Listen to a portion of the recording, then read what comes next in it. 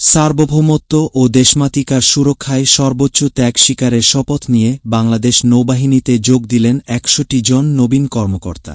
রোববার চট্টগ্রামের বাংলাদেশ নেভাল একাডেমিতে অনুষ্ঠিত হয় মিডশিপম্যান ২০২৩ এবং ডাইরেক্ট এন্ট্রি অফিসার ২০২৬ ব্যাচের গ্রীষ্মকালীন রাষ্ট্রপতি কুচকাওয়াজ। অনুষ্ঠানে প্রধান অতিথি হিসেবে উপস্থিত ছিলেন নৌবাহিনী প্রধান এডমিরাল এম নাজমুল হাসান।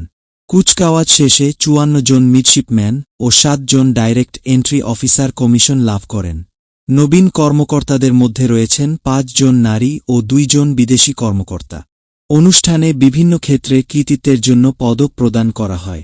সকল বিষয়ে সেরা চৌকস মিডশিপম্যান হিসেবে সোর্ড অব অনার অর্জন করেন মিডশিপম্যান ইন্তিসার ইসলাম ইনান। পরে নবীন কর্মকর্তারা দেশের স্বাধীনতা, সার্বভৌমত্ব ও সমুদ্রসীমার নিরাপত্তা রক্ষার শপথ গ্রহণ করেন। নৌবাহিনী প্রধান তার বক্তব্যে বলেন, দেশীয় প্রযুক্তির বিকাশ ও আধুনিক সামুদ্রিক সক্ষমতা বৃদ্ধির লক্ষ্যে বাংলাদেশ নৌবাহিনী নিরলসভাবে কাজ করে যাচ্ছে।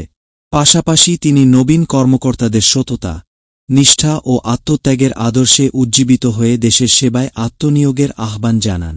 কুচকাওয়াজ অনুষ্ঠানে সামরিক ও বেসামরিক উচ্চপদস্থ কর্মকর্তা, বিভিন্ন দেশের সামরিক অ্যাটাশে, শিক্ষাবিদ, অভিভাবক এবং আমন্ত্রিত অতিথিরা উপস্থিত ছিলেন।